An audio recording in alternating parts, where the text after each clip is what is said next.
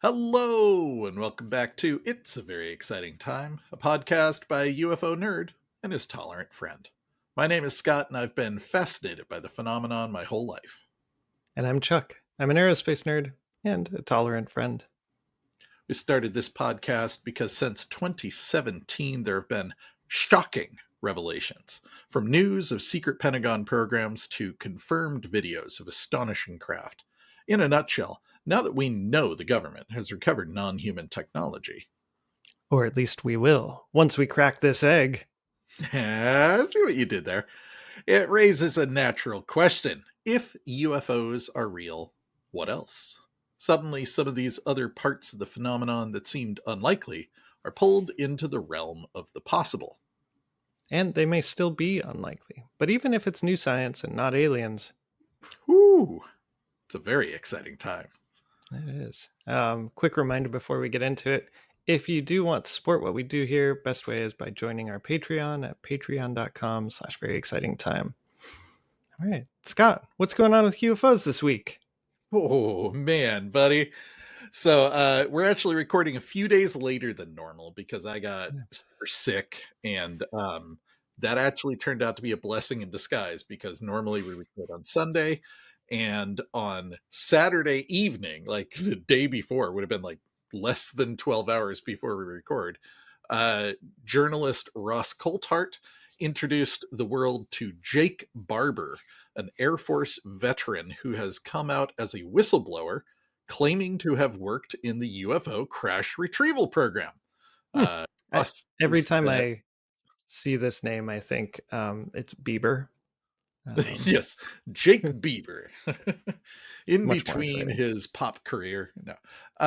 Yeah, Jake Barber. Ross says that he began meeting with Congress, including Senator Mark Rubio, in October 2024. So this is a very new whistleblower Yeah. coming out here. Okay. Coulthart, in the special that aired on Saturday, said, quote, "I can tell you Mr. Barber has overwhelming evidence.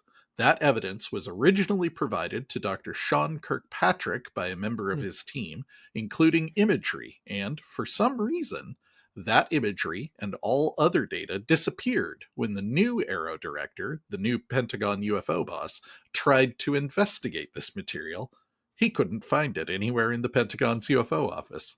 It would appear that someone had lost it." Uh-huh. Mysterious how this happened. Arrow has always strove for the highest bar. Yeah. Ross went on, he said, "We checked Barber's records and we confirmed he was an airman in the U.S. Air Force who worked as an aerospace mechanic in the late 90s. He was also recruited into Air Force Special Operations known as Combat Control. Um, Combat Patrol Control, by the way, I looked it up. It sounds on paper almost mundane. They're air traffic controllers. Yeah, right. But they're special ops aircraft traffic controllers. They go into heavy fire zones and behind enemy lines, the same way that, Delta or any other spec ops dudes do. But while they're there, they're doing traffic control for the things that are happening, like bombers and helicopters doing weird stuff. So they are the Air Force spec ops guys. Okay, interesting. So he was recruited into Air Force Spec Ops, known as Combat Control. In addition to reviewing his official documentation, News Nation spoke with 3 former Special Operations soldiers who corroborated Barber's credentials. He would eventually go on to work in a non-official capacity for the Defense Department and the intelligence community. Huh. So, like, off the books special forces guy doing what? Doing like UFO retrievals? I mean, given that's the show, exactly it. That. Yeah. In a nutshell, that's exactly it. This guy is claiming to be an off the books spec ops guy who does crash retrievals. Okay. Barber says, "I left the Air Force and was sent out to California around 2001 to begin establishing my cover basis as an independent contractor so that I could serve. What was coming down the line next for me was the path that led to the UAP subject." I always kind of thought that if you needed a like special cover story, the government provided it for you. It sounds like Well, they do. um, In this case, the cover story they provided was he's a mechanic. oh, Like oh, he's okay, just all right, working as a mechanic.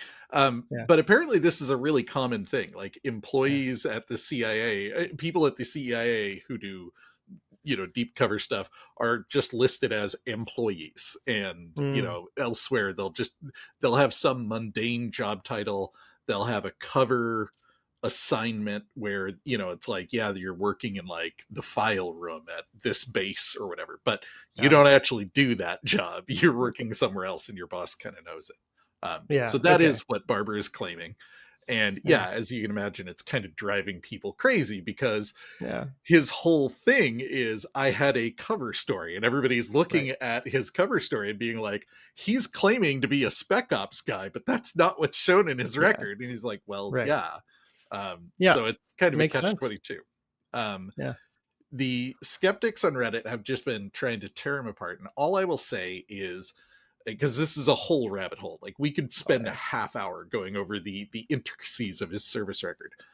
All I will say is it has been verified by News Nation and other journalists, and mm, all of the apparent holes that people were trying to poke into have been explained to my satisfaction in follow-up interviews, where he okay, states specifically that he started in the spec ops pipeline but did not like finish it. He didn't mm, stay in the spec ops pipeline, and he was then rerouted to work as a mechanic, which was specifically a cover job for more clandestine work.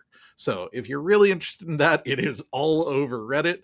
But we got a ton of ground to cover tonight. So yeah, all I'm going to say is that I'm satisfied that he is who he says he is, and as are some of the people who we have a lot of respect for. such Got a as few quotes here. First of all, Leslie Kane, who is a journalist who broke nice, the story of the Pentagon's secret UFO program in 2017. She said, quote, I did check with some sources who have verified his credibility. These are people I really trust and are in a position to know because they know him. This is a major breakthrough, a first-hand witness with video and images and sensor data that he has already provided to Arrow under Sean Kirkpatrick. And then he went again and provided the same information to the new director, John Kozlowski. He has done the work that he needs to. He's on the right path by going to Arrow and also going to Congress, just like David Grush did. yeah, nice. So Leslie Keane is always a super good sign. When she said he's on the right path, was she talking about like not going public as a stunt or like something like Yeah, that? exactly. You think of like the kinds of whistleblowers that Stephen Greer tends to pop up who don't appear to have done anything. They basically are just looking to be in the news cycle. That maybe they're Mhm. legit, maybe they're not, but it's always just a little suspicious Yeah. when they haven't talked to anybody. This Hmm. guy is coming forward now for reasons we'll get into, but before he went public, he already talked to Congress, already talked to Arrow, has already done the whistleblower stuff. So Yeah. in that respect, this guy seems to be what you would want to see from someone in this Yeah. spot. It is interesting that he was able to provide the same data to two different generations of Arrow. Mm-hmm.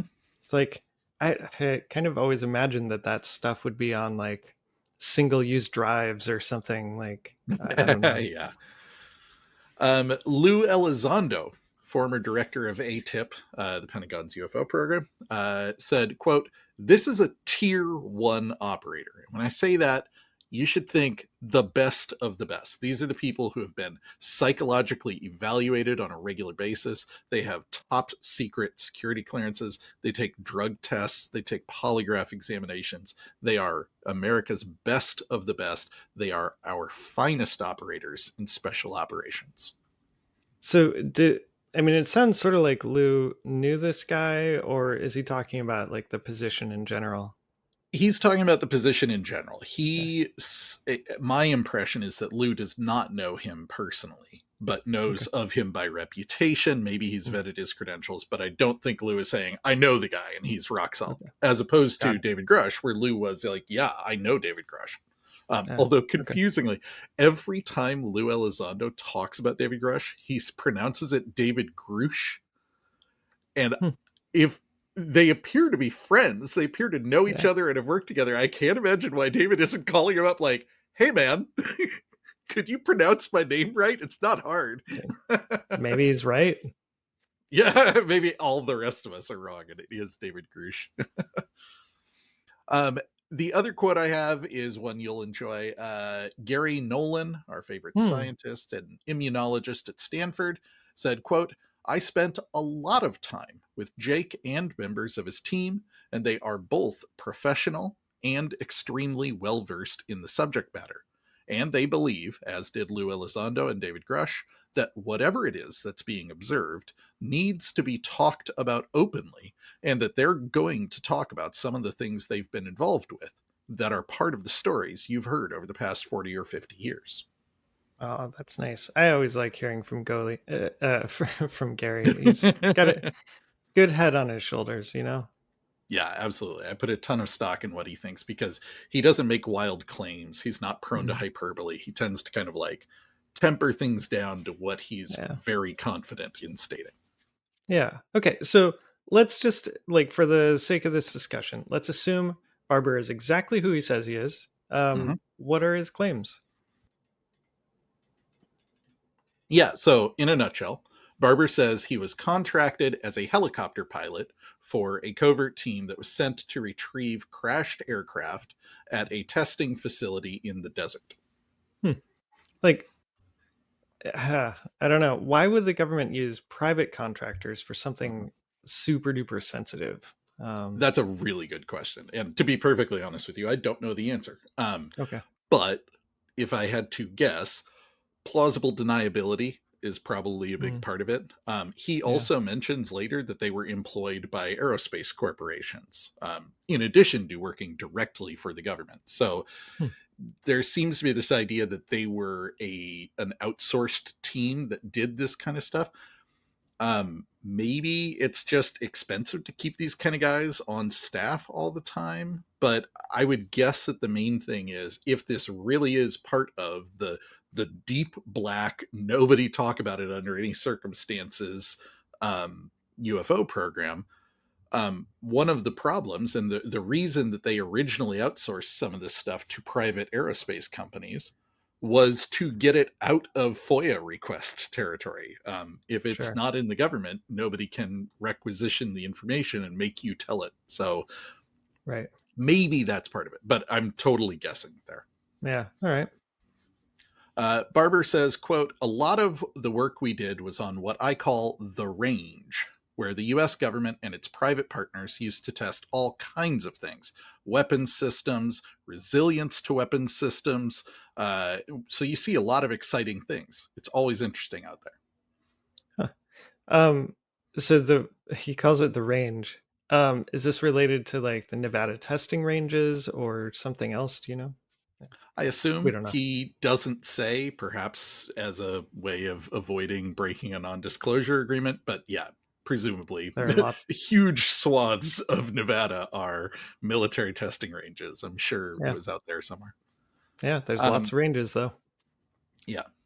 So some of what he retrieved was standard military craft being tested, and some of it was classified tech. And I think it's really interesting that he explicitly acknowledges this. He's not saying all we recovered was UFOs. He's Yeah. saying we recovered a lot of stuff. Barber says we did recover things that were exotic in nature.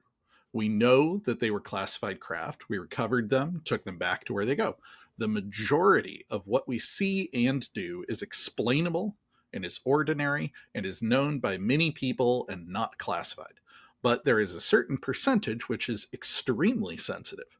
And that extremely sensitive bit does include what we know as our own man made advanced tech. Hmm. Yeah. I mean, I like that he talks about the normal stuff as Mhm. a counterpoint. He doesn't mention anything about like UFOs in that section. Right. Yeah, that's coming. Um, like I said, I think he's really trying to emphasize we saw the mundane stuff. And not only Okay. did we see the mundane stuff, we saw the classified, advanced, secret tech that we knew Hmm. was human government, like, yes, Right. like this isn't public. Most people haven't seen it, but we do know what that is. We see that stuff all the time. Hmm. Okay. But he also saw what he believes were non human craft. Barber said, "My work has included the recovery of downed UAP of non human origin. On the Oh, rare occasion that something of a non human origin were to interface with the ground." By the way, I love interface. the military like analogies. It didn't crash, it didn't Hmm. land, it No. interfaced with the Yeah, ground. rapid unscheduled disassembly, right? Right? Yeah, exactly. On the rare occasions that a non-human thing would interface with the ground, they would deploy our team. So, yeah, I guess it's interesting that they send the same team, or maybe Mhm. there's a bunch of teams, but I guess, yeah, if you've already got a crew that can keep their mouths shut on the top secret stuff, maybe they'll stay quiet about the alien stuff too. Right? Yeah, I can't tell if it makes more sense than a dedicated alien recovery team. Right. Maybe he says it happened infrequently. Maybe the alien stuff doesn't come down often enough to warrant a full-time team. So you kind Yeah. of like, hey, yeah, like you said, these guys already know how to keep their mouths shut. Let's send them and just not tell them what it is. Yeah, right. Um, so did he see like any of the things like flying, or was it always crash? Like, did he see any of the lose five observables in action? Yeah, Ross asked him explicitly about the five Okay. observables, and he touched on that. He said, things come in and out of sight, things disappear for a moment and reappear, things seem to move very quickly, things change color, they change shape.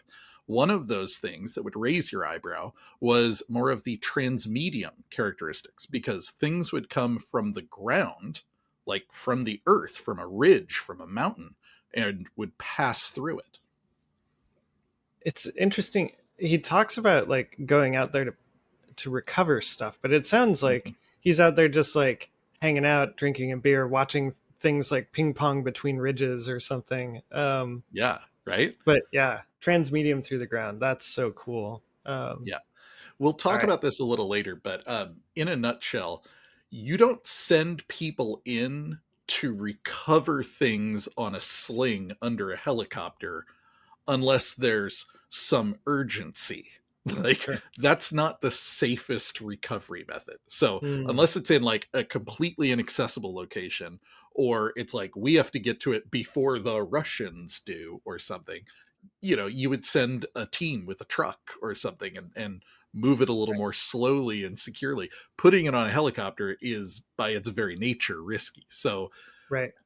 what I don't know is, I get the impression this is a testing range and they're like, okay, the testing range is secure, it's safe, you can fly out there and pick up this thing. Or whether it's like, yeah, watch out for the shit on your east wing, but if you stick to the hills, you should be okay. There's a thing up there we need you to get. They're like, oh my Right. god. Yeah. Yeah. I mean, I suppose if you're going to be shooting something down and it needs to be recovered very rapidly afterwards, you Mhm. might schedule the recovery at the same time. Like, Yeah. just hang out. Like, Yeah, it's so coming it's down. unclear, right, It's what going to what the interface soon. timeline is there. Yeah. Yeah. Yeah. So he discusses two specific craft that he claims are non-human that he helped recover. Okay. The first one, he says, I was a helicopter pilot. I operate with a 150 to 200 foot long line. So I got within 150 feet of this object. I was operating at night when I finally came in to pick it up. So I'm working under night vision goggles at the time, and it was very Cool. clear. I flipped them up, flipped them down, looked at it a couple different ways, and what I saw was an egg, a Hmm. white egg, approximately 20 feet, about the size of a large SUV. No seams. It was a metallic, pearly white. There was no engine. There was no thermal signature. Huh. Um, an egg is not a shape I hear a lot about. Have there been other egg-shaped UFO or other stories There about that? have been. It's not Okay. incredibly common, but yes, egg shaped is definitely in the lore. Okay. Primarily, the legendary Lonnie Zamora incident from the 60s. This is a police Okay. officer who saw something come down. He thought a dynamite shack had exploded and drove off road to go make sure that there weren't dead people. Thought he Yeah. saw a car flipped over. It turned out to be a large metallic egg with a couple of Wow. short humanoid people wearing silver jumpsuits who saw him coming, got spooked, climbed in, and flew away. Wow. Wild. Um, Okay.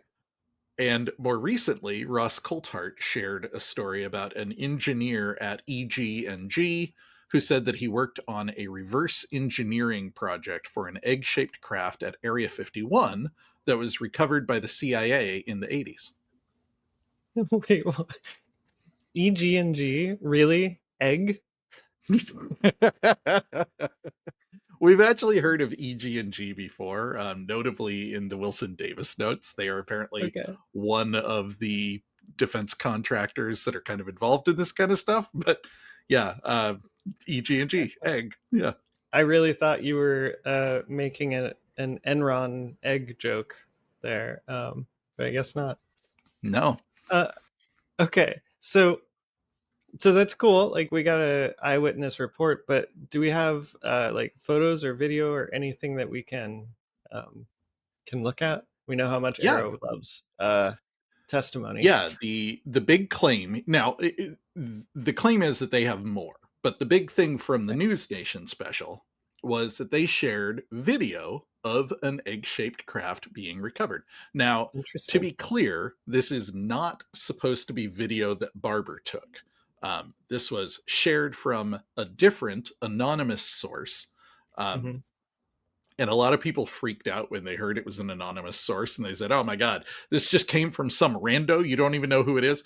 To be clear, when an investigative reporter says this is from an anonymous source, they mean it's anonymous to you, the reader, not to them, the reporter. I assume Yeah. they validated this person and it's not some rando video. But Yeah. yeah, it was a very straightforward video shot from the bottom of a helicopter of a large egg-shaped object in a sling through night vision goggles, dangling from a long line, being set down on the ground.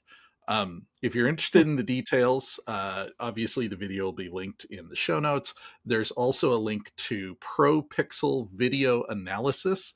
Did a pretty Oh, good cool. deep dive, kind of debunking some of the most common skeptic accusations and discussing interesting points about the video. In Okay. a nutshell, it is not visually impressive, but there are Okay. also no obvious red flags that makes it look fake. Okay. Sure. So is it really like I haven't watched it yet? Is it really just an egg in a sling on a rope? Like, It's uh, really just an egg in a sling on a rope. It's maybe 30 okay. seconds long. It is, Hmm. as they're putting it down at the drop site, you see it Okay. kind of touch down on the ground and then kind of roll a little bit. Like an Um, egg would. it's it's just an egg shape. Yeah. It's not flying. Yeah. There's nothing to tell you this is exotic other Yeah. than the background data that we get from Barber and Yeah. the implication that this is non-human. Um, the skeptics, of course, have been going crazy. Gotcha. The answer that they seized on almost immediately is this is an aerostat, which is like a big Oh, white egg shaped balloon. Um, yeah, kind of. the counter skeptics have pointed out that that is an insane suggestion. Like it doesn't make any sense for to use a helicopter at night to recover a weather balloon. Like this Right. isn't something you would do. Yeah. Um, Yeah. So we actually have a bunch of aerostats like visible when you drive the highway down here because we're oh, right next to NASA. Um, hmm, and they're just like small blimps that are tied to a pole or whatever. But like I have they're inflatable. Like it wouldn't look egg shaped. It wouldn't roll. They're not mhm, hard mhm. sided. So Yeah. But also, why would you need a helicopter under cover of night to pick up a balloon? Yeah. Yeah, I don't know. The thing about it being a skeptic is all you have to do is provide a possible answer, and Yeah, then you can go, well, it's more likely that it is this human made object that I've just pointed you to than that it is alien. So yeah, they get to lean really heavily on Occam's razor. But yeah, as you've pointed out, there are some flaws with the idea that this is a mundane human object like a balloon. Reddit user Shagpile Carpet said, people seem to be missing an important point here. Sling loading cargo in a helicopter is difficult, dangerous, and expensive, especially at night on night vision goggles.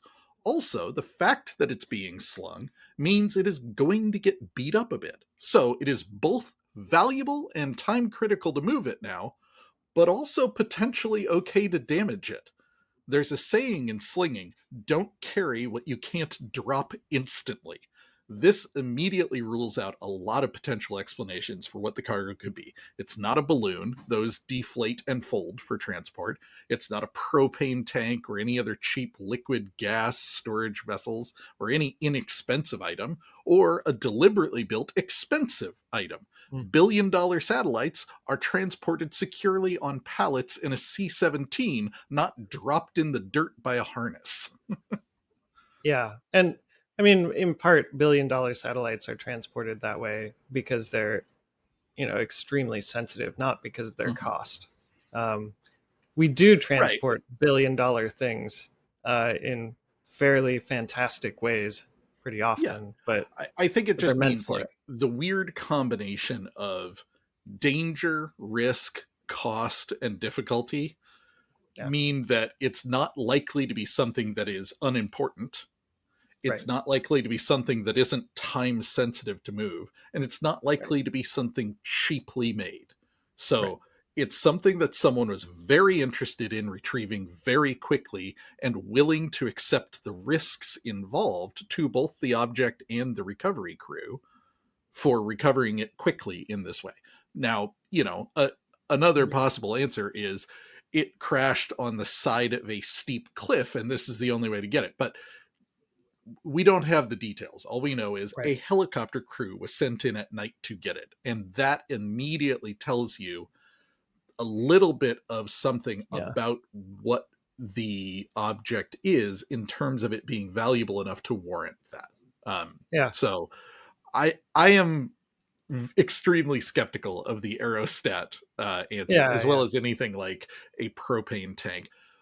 yeah, Perhaps the most compelling answer I saw someone suggest on Reddit is apparently in the army when they're training you to do slinglining things, they train you on simple geometric objects, yeah, including large cubes, a sphere, a yeah, thing with a weight inside that rolls around because they want you to get used to odd things. So yeah, there's a right. possibility we're looking at a training video, but again, this gets back to like they keep trying to debunk the go fast video, saying Mm, like, oh, it's possible that it's just like a thing that is moving like this, and all of that makes perfect sense if you ignore the testimony of the pilots giving you the yeah, context around where it was recorded, why, the fact that there were multiples of them, and that there are two other videos that don't show the same problem.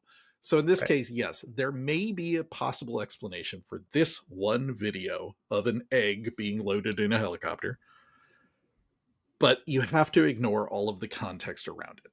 Now, if you find the context unimpressive and you find the video unimpressive, I don't blame you for thinking maybe there's not much here, but it's not as simple as obviously it's that. Yeah. There's something interesting going on with this video, even if as a viewer, I did not find myself particularly impressed by it. Okay. Yeah, makes sense. Matthew Pines, who is a security analysis we've talked about before, he said something really interesting. He said something about the video that I think people didn't pick up on.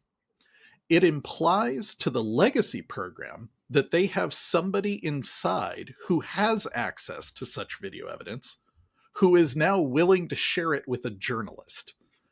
That seems to be the real point of the video. It was not to prove to the average watcher that it's a true anomalous egg-shaped UAP. The true point of the video was to send a signal to the legacy program. You guys have a problem. You have people on the inside that are willing to share videos like this with us. If it's true, this is a huge problem for the legacy program, like an absolute F. They've never had anything like this come out. So this is a true 5-alarm fire from their perspective. Yeah, I bet they are freaking out. Even if it was a training object, like someone is pointing their phone through their night vision goggles or whatever and leaking videos, and that could be interesting. Yeah. So we've got a video of helicopter recovery of an egg-shaped object, which the whistleblower claims is a UFO. What else did he say about it, if anything? Yeah. No, totally. So Coulthart kind of peppered him with questions about it. He says, "What do you think it was? Where would it go?" And Barber says, "I don't know. I'm security and transportation. I moved it, loaded it on a truck, and then it would be taken to a secure facility. But my role stops once I deliver it." And Coulthart says, "Tell me about the moment when you realized you were involved in a retrieval of non-human technology, of alien tech." And Barber said, "It became very clear the first time our communication process and procedure was modified. And then, just visually looking at the object on the ground, you could tell it was extraordinary and anomalous. It was not human." It does feel like it's a big leap from extraordinary and anomalous to it wasn't human. That's totally fair.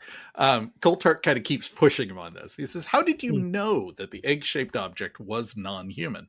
Barber says, "After seeing all kinds of things in my past," again, calling back to his experience transporting both non-classified mundane objects, but also extraordinary black ops tech that the public doesn't know about. After seeing all kinds of things in my past, it was clearly something that was ridiculous looking.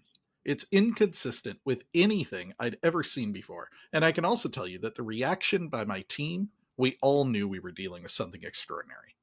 I will tell you that during this process, over the last couple of years, it has been confirmed to me by ranking members of the UAP task force that what we were dealing with that night was, in fact, NHI, non-human intelligence, and it was not a unique experience.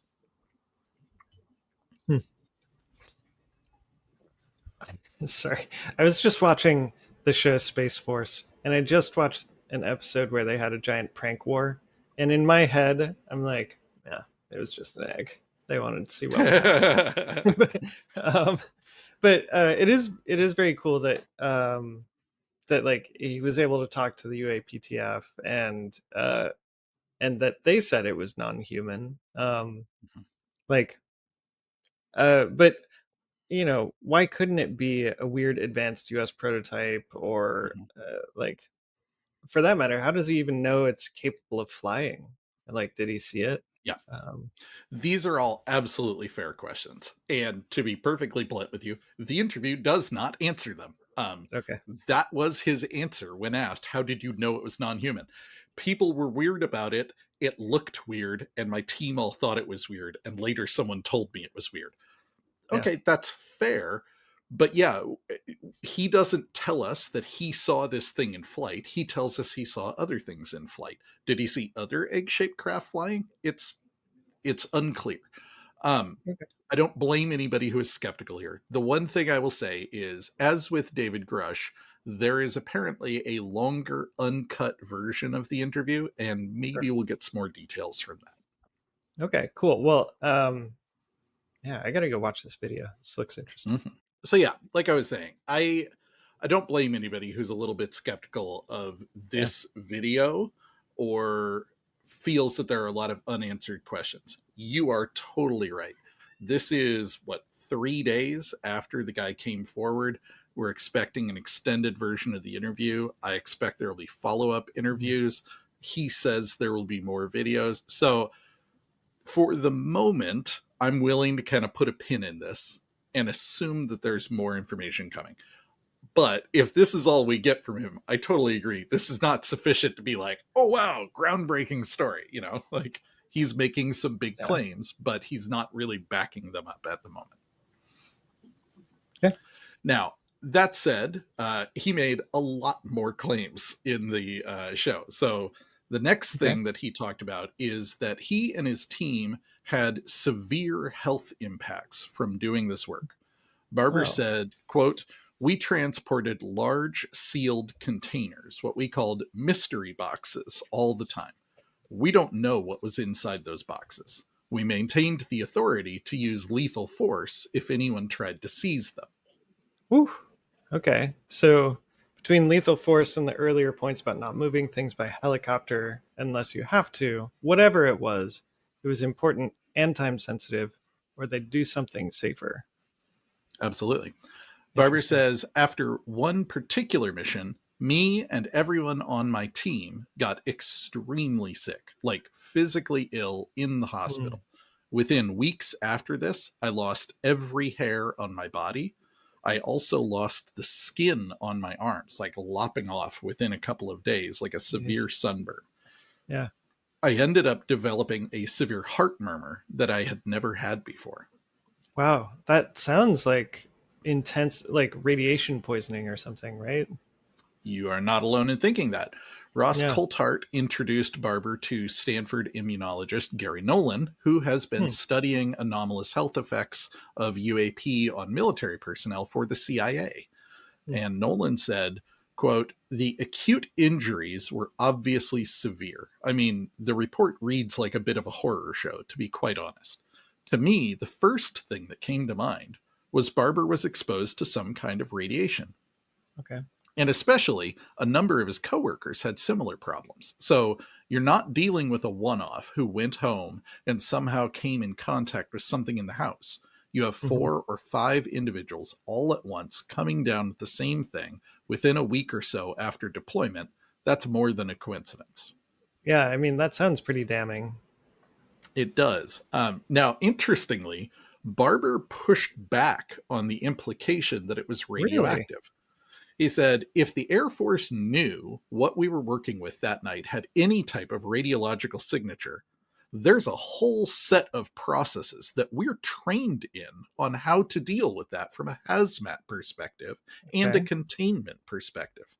The fact that none of that was apparent that night tells me that they didn't know what was in the box and it got turned on or off. It leads me to believe that it may have been something exotic that activated or still had some fallout." Yeah, or they just didn't know what was in there. Well, yeah. Okay, but yeah, we just talked about exotic health effects recently, right? Absolutely. Yeah. During the last congressional hearing, Lou Elizondo talked about this. Mm-hmm. In particular, we mentioned the Area 51 workers who sued for health effects from burn pits and were That's right. denied because Area 51 doesn't exist. Right. Yeah. Lou Elizondo testified before Congress that he has seen documentation by the U.S. government of several individuals who have sustained injuries as a result of a UAP incident. And one of those was probably Airman John Burroughs, who was granted full medical disability for injuries from the famous 1980 Rendlesham Forest UFO encounter. But that only happened after Senator John McCain personally intervened to get his medical records declassified. This guy was struggling to get treatment, and none of his treatment was covered by the VA because he couldn't show that it was connected to his military service because his health records were classified. Yeah. Gary Nolan chimed in on this. He said, "They were classified. They weren't just withheld, they were classified. Why would you feel that the issue was so important as to not allow for that person's medical records to be released? What are you hiding? What did happen sounds either unethical or an administrative oversight, and either way, that needs investigation by Congress because we should not be putting people like this under such circumstances." Yeah. I mean, it's not unheard of that the military would expose people to dangerous things and not tell them about it. Right. And I think the point here is whether it's UFOs or not, the fact is he was exposed to something on the job that got he and his team very sick, and they won't tell him Mhm. anything about it. He's worried that he Right. and his team are going to develop cancer. Yeah, I think they should be worried about that. I would be too. Right? Okay. So you said there was another craft though. Mhm. What about the other one? Yeah. So Barber said there was another object. One was the egg. The other Mhm. is what we called an eightgon.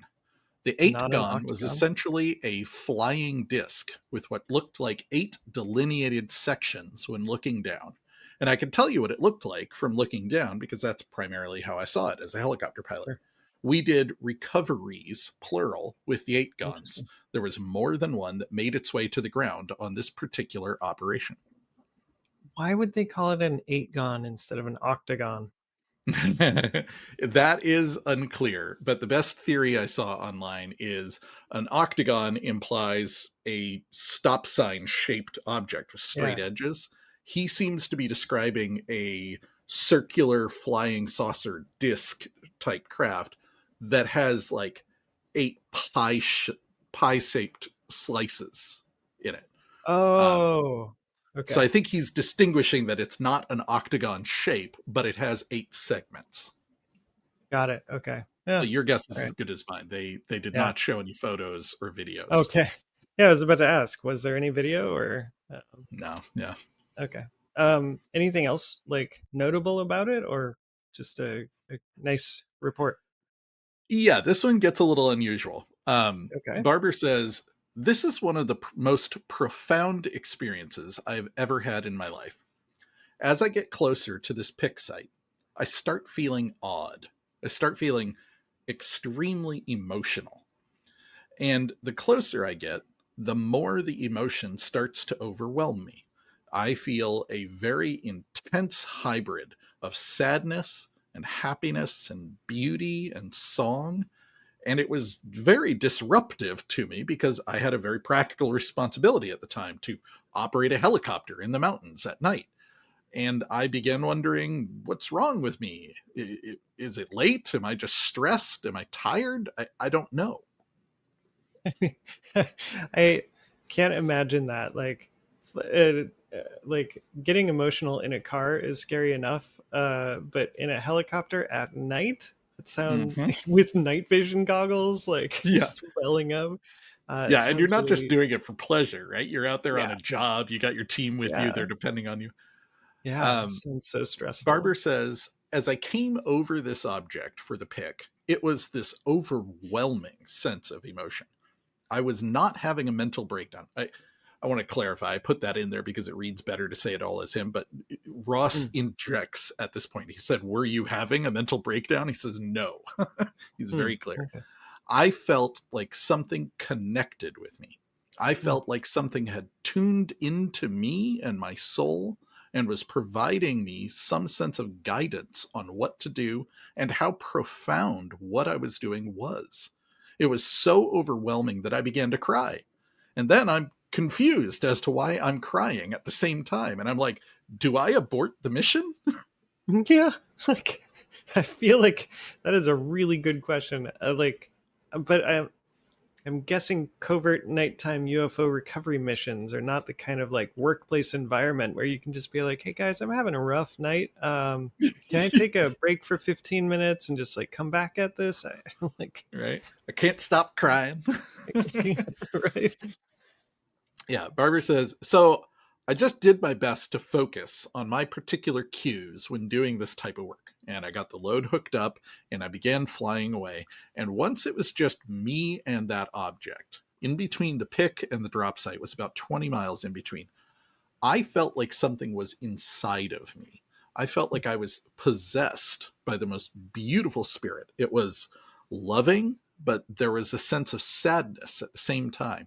It was very feminine energy. It felt like the spirit of God, but not in any masculine sense. It was like a frequency that I was connected with. And whatever that force was, since that night, it has stayed with me.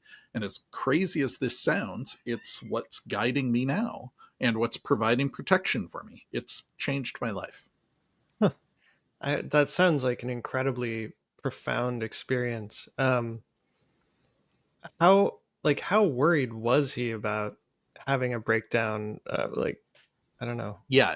I mean, it sounds like in the moment he had no idea what was happening and he was Yeah, very worried about it. I mean, you heard him earlier, like, is yeah, something wrong with me? But he's very clear in hindsight, I was not having a mental breakdown. This was yeah. something else. Um, Barber said, I've never had an experience like that before. That object, or whatever was controlling that object, was connecting to me through my mind. um, Psychic aliens. I mean, Not just aliens. oh my god, you're not about to say ducks, are you? I'm not. But yes, speaking of psychics, Ross says, how did the object come to land? And Barber says, very nonchalantly, I Yeah. think it was invited to land by the Psionics team. Oh, obviously. Okay, just drop that in the middle of nowhere. Tell me more. Yeah, so he explains a psionic person is someone with the predisposition for extratemporal activities, abilities, and sensitivities. Wow, extratemporal. So, outside of time. That is what the word means. But Okay. I will say there's a little context here. He seems to be reaching for the words as Ross Mm, he's trying to explain. A psionic person is someone like he's speaking very carefully. I'm guessing he was reaching for the word extrasensory. mm, ESP stands for extrasensory perception. But who knows? Maybe he meant extratemporal and we're dealing with yeah. time traveling psychics. I mean, it, yeah. If you're gonna invoke uh that, like, why not time travel at the same time? Let's go. Let's go all the way. Yeah. Yeah. Barber says in the program, there was certainly a desire to explore the idea that perhaps UAP could be Mm, summoned, could be communicated with, could be controlled, and could be persuaded to land, all by deploying people with psionic abilities to interface and communicate with the UAP. I saw that happen. It hmm. looks something like meditation. Huh, that's Um, so interesting. Yeah, another special forces operator who was on his team, Don Paul Bales, backed up Barber's claim. He said, I've had the pleasure of meeting multiple psionic assets. I've seen them function. I know that they're capable of doing what they're doing. I don't know if it's a byproduct or something they were born with, but there are certainly people who are quantifiably, verifiably capable of doing this. Yeah, Lou talked about this, right? He sure did. Lou claims that he was trained as a remote viewer, which is just Right. psychic projection of yourself to another time or place, by Project Stargate before he joined the Pentagon's UFO program. Yeah. I don't remember which episode that was, but that was a really interesting episode. If you want to learn more about it, I think it was called like Project Stargate, right? In the episode I think title. it was called Remote Viewing. But yeah, A remote there's viewing. an Okay. episode in the backlog where we go deep into the weeds of remote viewing and Yeah. why it is not as easy to dismiss as skeptics would like you to believe. Okay, so after this, Barber's story turns into a freaking Tom Clancy novel. Really? Okay. Yeah. Barber says, we were deployed to recover what we call HVTs or high Mhm. value targets. Those high value targets were Panasonic Toughbooks. If you're not familiar with this, these are like ruggedized laptops that they give to military people to use in the field. Um, Okay. the sensitive material that is on these tough books has to do with sensor data, video, which was illegally captured during some of these operations, some of which may be incriminating or classified now.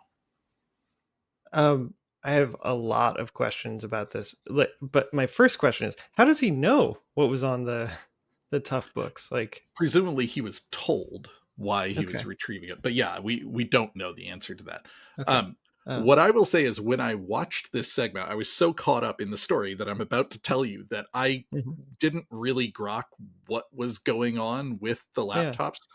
In an article online, News Nation summarized it a little bit better. It said those laptops allegedly contained sensor data that was illegally recorded during UAP recovery missions in violation of top secret protocols. Barber said the aerospace company contracting him was determined to cover up the laptop's existence. Okay. I was about to ask, like, who's doing this recording? But then you said there's a for-profit company involved. I'm like, oh, yeah, there it is. All right. Yeah. Uh, So what's fascinating here is that immediately, like you, I'm like, oh, yeah, okay, got it. Someone's covering something up. yeah, But right. what's unclear is this was one of the aerospace companies recording shit they weren't supposed to, and now they're Mhm. like, we got to destroy the evidence before the government finds out and gets mad at us? Right. Or are they sabotaging a competitor's research that was Oh, also illegal? Like, there are a lot of questions about who yeah, was paying for them to do this and who right. Yeah, committed the crime in the first place. But yeah. basically, they're trying to recover laptops that have footage of UFO recoveries on them. Okay. Barber says, we recovered our first two tough books. They were in the high Sierras. We got back to our base location and then went through them and took photographs. And then we discovered that the hard drives were missing. Oh, so, so, oh, wow. So someone had taken the drives out, but left the Someone things beat there. them to the laptops and took the Right. hard drives, but left it there for them to find. Yeah, Did they at least leave a little note that, like, from Moriarty or something? we can only hope. Barber says the next piece of intel that came through led us to a high altitude lake, and there we found the hard drives in a sealed steel container 25 feet underwater. So someone's going through a lot of effort in order to hide these things. Wow, you're right. This is totally a spy movie. That's wild. It gets better, buddy. Okay. Barber says, the very next time we went out, things got strange for me. My spidey senses, my intuition was on high alert because our intel contact changed. The Hmm. rhythm and style of our intel changed. And as we got closer to the day on which we were going to deploy, the intelligence kept changing.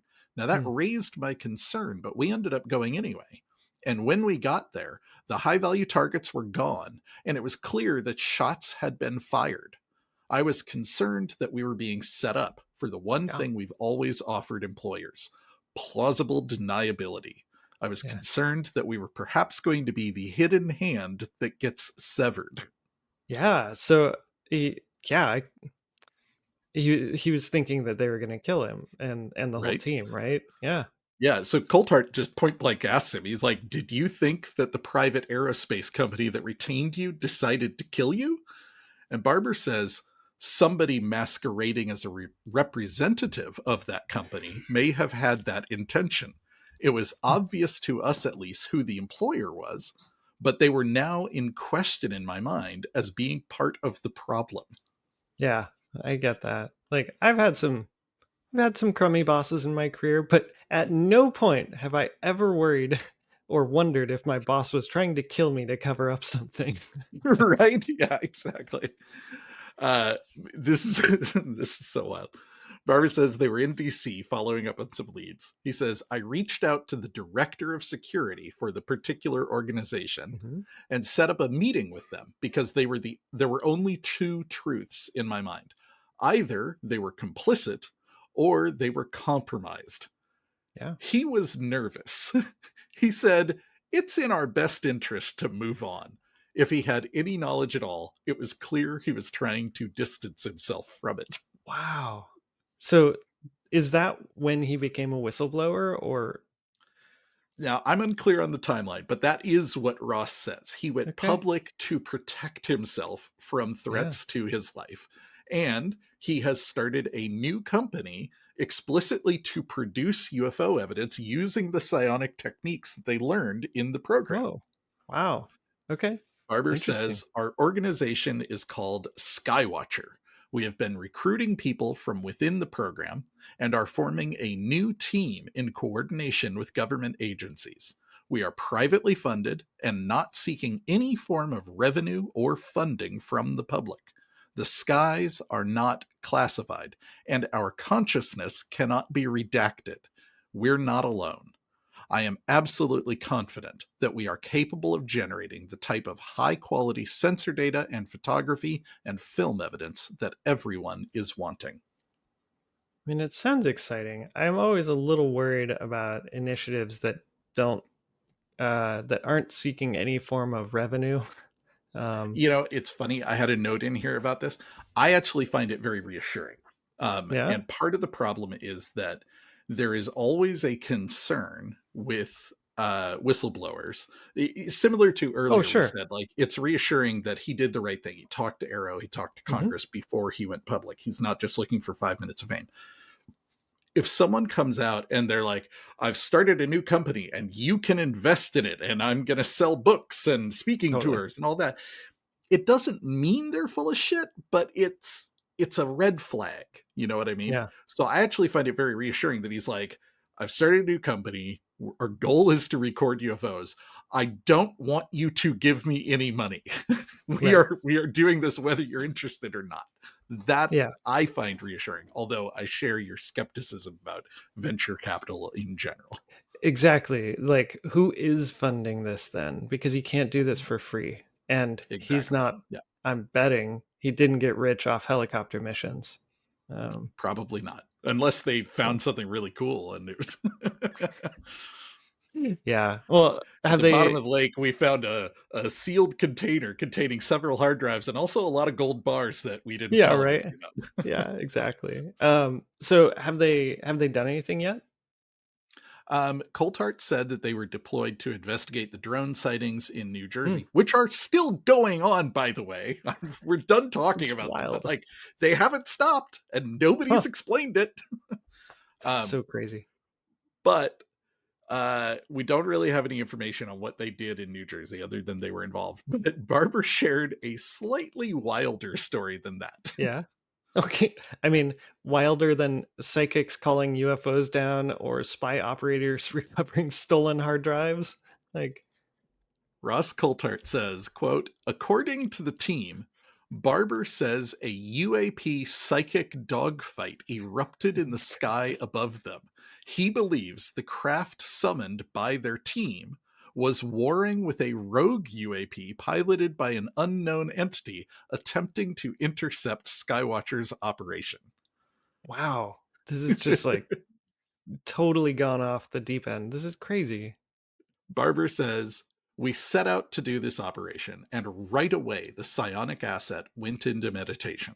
He reported that he was engaged and, in fact, piloting a craft and is Wow. bringing it in. 4 or 5 minutes into the operation, he goes, something's going on. Something's wrong. Get me out of here. And right about that time, our Overwatch, Fred, looked up in the sky and saw a disc, a classic lenticular shaped disc.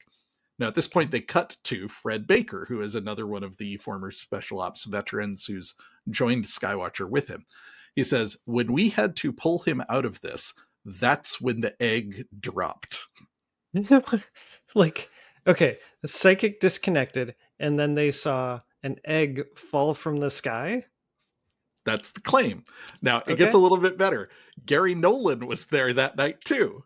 Gary What? Nolan has a like one sentence bit about this, and I'm dying to hear more. But he says, what I did see was an individual who, in the midst of attempting to call such an object, it was clear that he was in distress at the moment of the supposed interaction. And at that moment, something is seen. Gary doesn't sound totally convinced, and he He's a doesn't little more mention it. cautious. Yeah. Yeah, he also doesn't mention a dogfight. Absolutely. That is probably the weirdest claim in an hour-long video full of weird claims. Yeah. All I will say is that Ross and Barber have both said that Skywatcher will be releasing videos soon. So maybe we'll see something more convincing at that time. All right. Cool. Oh man. So I don't know I don't know where to begin with this one. I don't know how I feel. Right? Let's go over the big claims here because yeah, I think Okay. it's worth kind of a recap. So first of all, and I think it kind of goes from most palatable Yeah. to wildest over time. Yeah. So early on, we got the stuff that I think is easiest to accept. We have an Yeah. Air Force veteran who claims to have been a private contractor involved in the UFO crash recovery program. Totally. Fits with claims we've heard from Grush. It doesn't offer a ton to back those claims up, but Mhm. maybe he can't. Um, Yeah, he's relying on his credentials, which, by his own admission, serve as a cover story for his supposed clandestine role, yeah, and on the support of other special operations guys who, to their credit, do have more impressive credentials. sure. Yeah. And he's got the support of Ross Coulthart, Leslie Keane, Lou Elizondo, and Gary Nolan. Like, that's a Yeah, lot for me. so there are definitely still some questions about who he is, but if he is who he says he is, what we have now is a first-hand witness to Yeah. the crash retrieval program, which is Right. one of the things people were really frustrated about with David Grush is that, oh, it's all hearsay, it's all secondhand. Well, as we've discussed repeatedly, it Right. wasn't. Grush was Right. an investigator. It's his job to summarize this stuff. But now we have, theoretically, a first-hand witness talking about it. Yeah. He also claims that in the course of recovering mystery boxes, he and his entire team were exposed to something that made them very sick. Right. And there are other cases where the government concealed health effects. So I buy that. Yeah, absolutely. Whether you believe it's alien or not, Yeah. government covering up health exposure due to exposure to exotic stuff, that is a Sure. thing that Easy. has happened. Yeah. um, he describes recovering an egg-shaped craft, and Ross has video of either that recovery or a very similar one. Right. Um, and the video you said isn't super impressive, um, but the practical facts about the helicopter sling operations at night um, suggests that it's something you don't do unless it's worth it, but not Yeah, necessarily alien. absolutely. There's nothing here saying that it's not Yeah. some sort of human tech, but it is Right. definitely not something mundane. If it is Right. human, it is something extreme enough to warrant a risky middle of the night recovery that could damage the thing you are recovering or hurt the pilots themselves. Right. Um, he also describes recovering an Eightgon craft and making psychic contact with that craft, which had a dramatic impact on him. Yeah. And speaking of psychics, he claims that the military has psionic teams, which can ask UFOs to land for them. Which apparently makes the UFOs very sad. Maybe, or maybe just that one. I don't know. Maybe just that one. Maybe the rest of them are happy to land. This one was just Yeah, I bummed don't out. know. You Yeah. know, like if If I was a sentient alien scout drone that was asked to land to be taken to a warehouse and studied by scientists instead of flying in and out of mountains like I'm meant to be, I think I'd be sad too. yeah, right. You're not getting to fulfill your life's purpose. You're going to sit in a warehouse and get dusty. Yeah. And finally, Barber claims that he was hired by an aerospace company to recover hard drives full of illegally recorded UFO data, which turned into some Mission Impossible shit. And when it seemed like they were going to kill him, he decided to go public. And start his own UFO team with his own psychics, which is pretty cool. Right. So we've been talking for an hour. Yeah. There's a lot to unpack Yeah. here. And I don't blame anyone for not being fully convinced.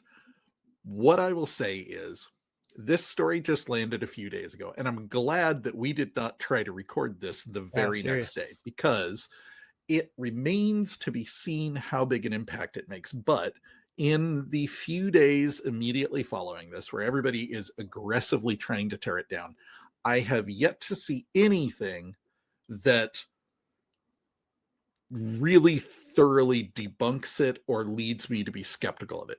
I 100% agree that he doesn't back up all of his claims to the degree that I want. Sure. But if we accept that the guy is credible and trustworthy, as we have people saying that he is, it is pretty meaningful that he's coming out and backing up David Grush's claims that there is an illegally concealed UFO recovery and reverse engineering effort.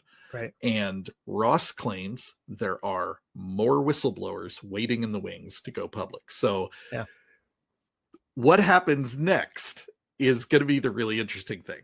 Yeah. Does this story just kind of fizzle and turn into kind of nothing? And it'll be 6 months from now, we'll be like, oh yeah, remember when that Jake Barber guy came out? That was kind of weird. I wish we had heard more from him. Yeah. Or is it going to be like, this was the first of 10 dudes who came out one after another, and this is the start of catastrophic disclosure, you know, like, right.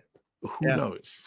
You know, it occurs to me finally at this very moment, channeling my more skeptical friend, I think what he'll say is, yeah, but there wasn't a full UFO or whatever, or it wasn't flying, and it just occurs to me that it is. I'm finally catching up with you a little bit. It's like this never-ending pushed goalpost where you want someone who, was like part of the recovery effort, watched the thing go into the warehouse, unpacked it, worked on it, met the aliens, then came back out and also became a whistleblower. And it's like, this doesn't exist. Yeah. That's not how we work. Until they crack this egg open and a gray alien falls out of it, there will always be lingering questions about what exactly it is. Right. And there will always be the question, because the government has lied to us about so many things for so long, and we know there are unacknowledged special access programs doing technological development, we can never know for sure that this isn't just some advanced human tech. Yeah. But what I tend to go by is there is a degree of credit I am willing to give the government and say, I believe they probably are 5 to 10 years ahead of whatever we have seen in public. If we take guys like David Grush, Lou Elizondo, and now Jake Barber at their word, the things that they are seeing are not 5 to 10 years ahead of current technology. Yeah. They're a generational leap. It's 100 years ahead or 1,000 years ahead. That doesn't mean it's automatically alien, but I do think it's worth kind of putting a stake in the sand and saying, even if you're not prepared to say it's alien, it's not as simple as, yeah, it's just some government shit they dreamed up that they just haven't shared with the public yet. Yeah, I bet the government does have faster and better drones and faster and better helicopters and faster and better jets. I don't think they have featureless white eggs with no propulsion or flight surfaces, and they're crashing in the mountains and being recovered by guys in helicopters. Like, yeah, that's a bridge too far for me. So if we say that, like all the way over here, I'm 100% convinced it's aliens, and all the way over here is I am absolutely convinced it's not aliens, it's definitely human.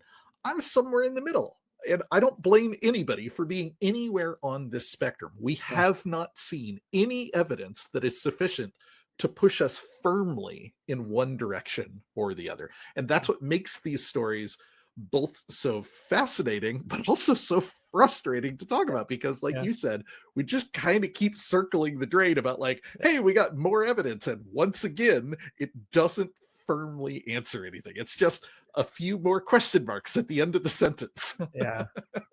Yeah. So I think my biggest question that comes out of this is, to make an egg that big, how big was the duck? How big was the duck? There it is. That's the real question. We've been joking about dealing with very small ducks. I know, right? These SUV-sized drones, but where's the mother duck? Oh, God. All right. Thank you all so much for joining us on It's a Very Exciting Time. You can find show notes and more on our website, veryexcitingtime.com, as well as links to our Discord and social media accounts. And you can feel free to email us at Scott or Chuck at veryexcitingtime.com. And if you'd like to support the show, please check out our Patreon at patreon.com/veryexcitingtime. And Chuck, as always, my wife thanks you for listening to me talk about UFOs so she doesn't have to.